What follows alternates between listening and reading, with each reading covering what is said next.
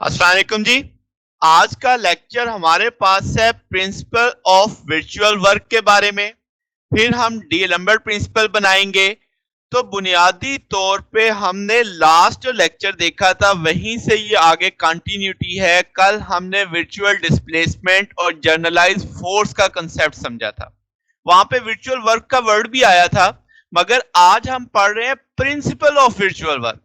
तो ये क्या है, इसी से डी लम्बर्ट प्रिंसिपल कैसे डिस्कस करेंगे, तो ये आज का हमारा टॉपिक है। तो शुरू करते हैं जनाब। Principle of virtual work. Let's say हम कंसीडर करते हैं कि हमारे पास एक सिस्टम है जिसमें एन पार्टिकल कॉन्फ़िगर है, यानी एन पार्टिकल पोजीशंस हैं वहां के अंदर। ठीक है। तो अब आप इसको कॉन्फ़िगरेशन स्पेस में समझ सकते हो। फिल वक्त मैंने कहा एक सिस्टम ऑफ एन पार्टिकल है। अब मैंने जो कल पढ़ा वर्चुअल डिस्प्लेसमेंट, उसे मैं एक दफा फिर दोहरा देता हूं। हमने क्या कहा कि एक पार्टिकल है जिसकी पोजीशन आर आई से आप जाहिर कर देते हो, वो एक जगह से दूसरी जगह जाता है, यानी उसके कोऑर्डिनेट्स में क्या आती है, चेंज। अब जब कोऑर्डिनेट्स में चेंज आ रही है, इस दौरान जो उस पर कॉन्स्ट्रेंट लगे हुए थे वो बदले नहीं, वो वही रहते हैं। यानी कि कंस्ट्रेंट्स में भी कोई चेंज नहीं आता, वो कंस्ट्रेंट को कैरी करता है साथ में। और ये जो डिस्प्लेसमेंट हुई, जो कोऑर्डिनेट चेंज हुए, इस दौरान वक्त नहीं बदला, यानी बगैर वक्त में बदलाव आए उसने अपनी जगह बदल ली, अपनी पोजीशन बदल ली। तो ऐसे डिस्प्लेसमेंट को हम क्या नाम देते हैं, वर्चुअल डिस्प्लेसमेंट। समझ आ गई बात। तो ये हमारे पास बेसिक आउटलाइन है, यानी जो हमें वर्चुअल डिस्प्लेसमेंट की टर्म यहाँ पे भी इस्तेमाल करनी है। तो जनाब अब आपको समझ आ रही है कि वर्चुअल डिस्प्लेसमेंट क्या है। मैं लेक्चर का लिंक दे दूंगा आई बटन में, आप वहां से पूरा लेक्चर समझ सकते हैं। तो फिल वक्त जो चीजें मैंने अंडरलाइन की हुई हैं, ये सबसे अहम बातें हैं कि भाई आपके पास जो पोजीशन, जो आपका सिस्टम है, वो अपने क्या करता है, कोऑर्डिनेट्स चेंज करता है, यानी एक जगह से जाता है दूसरी जगह। इस दौरान जो कॉन्स्ट्रेंट्स हैं वो उस पर कायम रहते हैं, यानी कॉन्स्ट्रेंट्स में कोई बदलाव नहीं आता, और टाइम भी नहीं चेंज होता, यानी कि इंस्टेंटेनियस। ठीक होगी। तो आपके पास अब ये जो डिस्प्लेसमेंट आया, that is called virtual displacement. Detail में आप लेक्चर देख सकते हैं, आई बटन में आपको लिंक मिल जाएगा उसका। तो जनाब अब क्या है, हम कहते हैं कि सिस्टम इक्विलिब्रियम में है। अगर सिस्टम इक्विलिब्रियम में है तो सम ऑफ फोर्सेस कितना हो जाएगा, जीरो। अगर सम ऑफ फोर्सेस जीरो हो गया तो इसका मतलब आप मानेंगे कि सिस्टम आपका स्टैटिक हो गया, तो हम कहेंगे वर्चुअल डिस्प्लेसमेंट वैनिश हो गया। ठीक है। अब इसका मतलब वर्क डन भी आपके पास क्या हो जाएगा, गायब हो जाएगा। तो अब आपके पास ये हमारे आज के दिन की एक अजम्पशन स्टार्ट हो रही है। अजम्पशन क्या है कि सिस्टम किस में है, इक्विलिब्रियम में। जब मैं इक्विलिब्रियम का सोचता हूं तो sum of forces equal to zero आता है मेरे ज़हन में। अब जब सम ऑफ फोर्सेस जीरो होता है तो बॉडी या रेस्ट पे होता है या आपके पास यूनिफॉर्म वेलोसिटी पे होता है।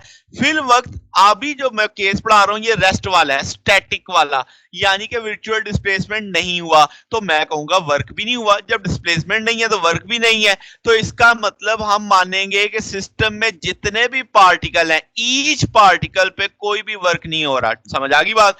तो ये हमारी अजम्पशन है। Clear. Principle of virtual work जब हमने पढ़ना है तो इस अजम्पशन के तहत पढ़ रहे हैं कि सिस्टम इक्विलिब्रियम में है, आपके सम ऑफ फोर्सेस जीरो हो जाएगा, आपके पास वर्चुअल डिस्प्लेसमेंट नहीं आएगा, टोटल वर्क डन जीरो हो जाएगा। तो अब इसका जरा मैथ बनाते हैं। तो आपने वर्क का जो फार्मूला पढ़ा था, आप कह सकते हो एफ आई डॉट पार्शियल, आपके पास डेल्टा आर आई है, यहाँ पे आप जो कि वर्क है डॉट प्रोडक्ट है।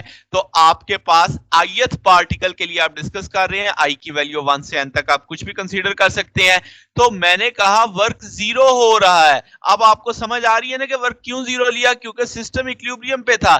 सम ऑफ फोर्सेस क्या माना गया, जीरो माना गया। अच्छा, अब जरा थोड़ा आगे चलते हैं। अगर आप समझो कि उस सिस्टम पे जो फोर्स लग रही थी, टोटल फोर्स, उसमें एक अप्लाइड फोर्स होगी और कंस्ट्रेंट्स भी मेरे सिस्टम में होंगे, तो वो दो तरह की फोर्सेस आ गई, अप्लाइड फोर्स, कंस्ट्रेंट फोर्स। तो यहां फार्मूले में इक्वेशन 1 में जो एफ आई आ रही थी, मैं इसको डिवाइड कर लेता हूं दो हिस्सों में। एक आपकी अप्लाइड फोर्स है, एक आपकी कंस्ट्रेंट फोर्स है। अप्लाइड के ऊपर मैंने ए लिख दिया है और कंस्ट्रेंट वाले को स्मॉल एफ से मैंने रिप्रेजेंट कर दिया। I for the ith particle के लिए हम डिस्कस कर रहे हैं।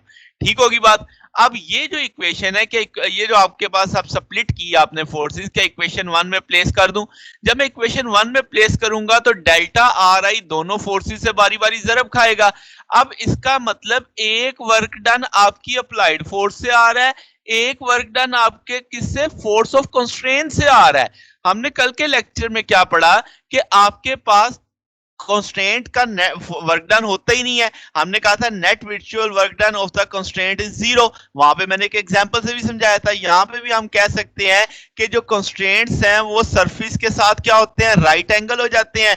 तो आपके पास डिस्प्लेसमेंट के साथ फोर्सेस का एंगल 90 डिग्री हो जाता है, तो वर्क डन जीरो हो जाता है। जैसे मैंने कल बात की थी, आपके पास एक स्फीयर पे आपको रिस्ट्रिक्ट कर दिया कि आपने सरफेस पे ही रहना है, तो जनरलाइज कोऑर्डिनेट तो जहां मर्जी ले लो, वो तो इंडिपेंडेंट होते हैं। तो मैं वो वाला जनरलाइज कंसीडर करूंगा जो सरफेस पे टेंजेंट के साथ, यानी जो मेरा डिस्प्लेसमेंट है उसके साथ परपेंडिकुलर होगा, तो वर्क निकालूंगा, वर्क जीरो आ जाएगा।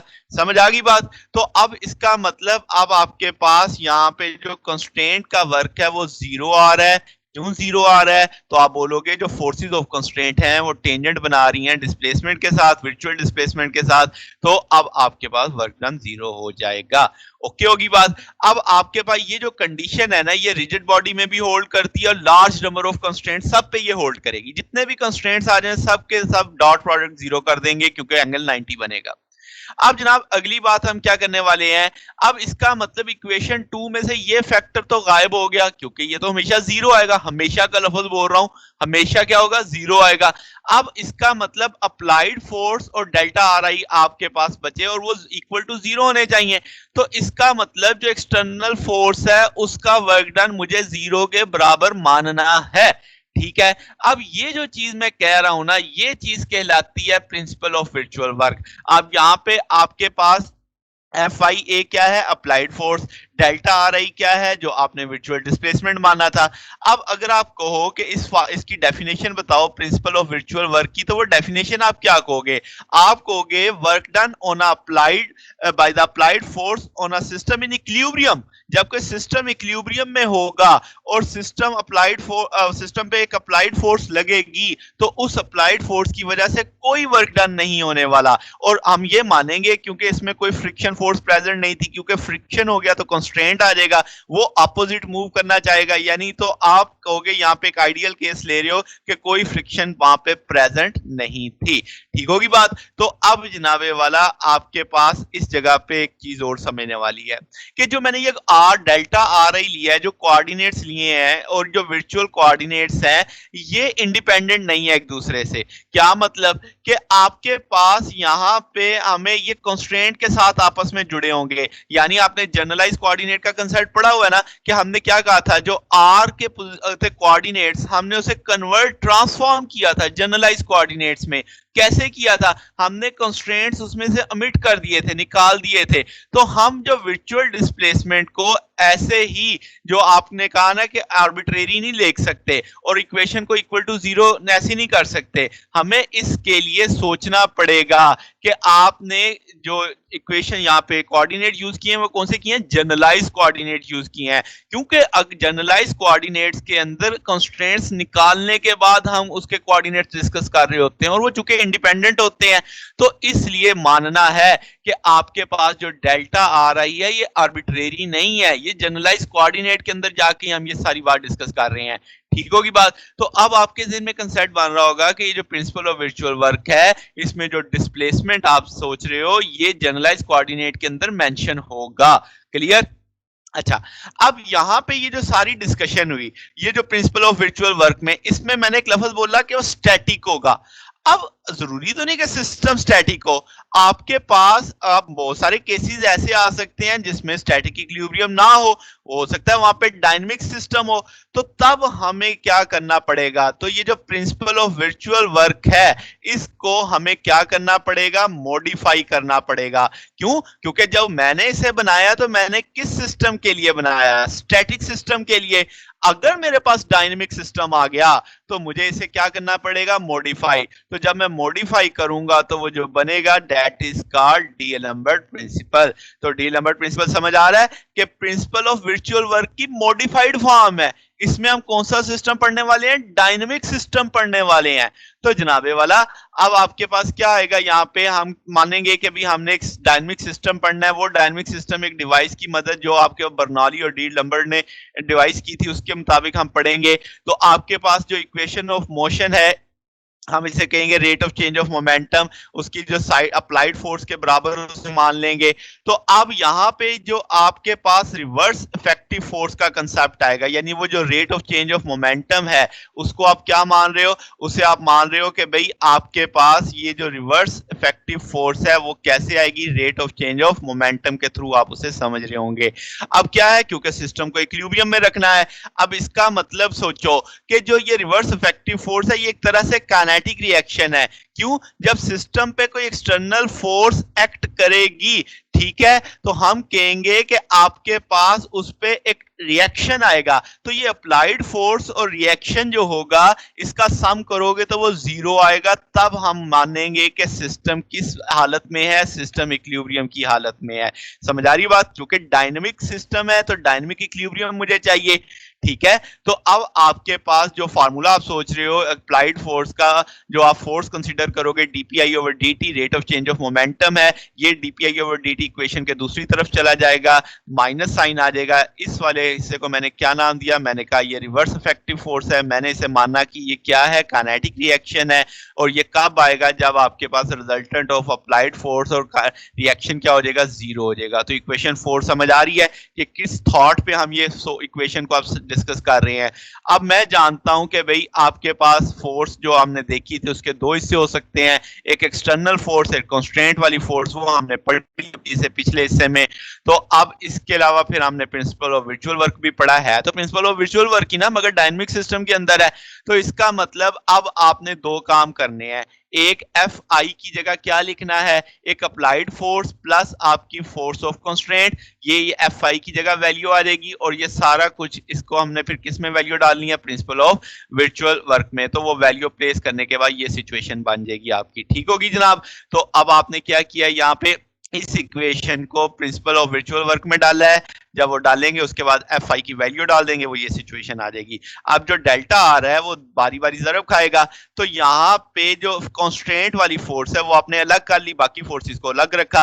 अब हम जानते हैं कि भाई वर्चुअल जो वर्क होता है कॉन्स्ट्रेंट फोर्सेस का वो जीरो होता है। हमने अभी पढ़ा, इससे कल वाले लेक्चर में भी पढ़ा। तो ये फैक्टर तो अब आपका जीरो हो जाएगा। इसका ना इस फैक्टर को तो हम गायब कर देंगे बीच में से, बकिया रिमेनिंग फैक्टर लिख देंगे।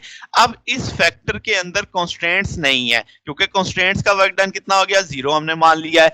अब इसका मतलब ये जो अप्लाइड फोर्स एक ही रहेगी ना, बाकी फोर्स तो मैं सबस्क्रिप्ट खत्म कर दूंगा, तो इस पैटर्न पे ऊपर वाले रिलेशन को लिख दूंगा कि आप आयत पार्टिकल पे F I minus DPI over D T dot delta R आई का जो प्रोडक्ट देखोगे वो इक्विवेलेंट आएगा किस चीज के? जीरो के। ये कहलाता है डी लैम्बर्ट प्रिंसिपल।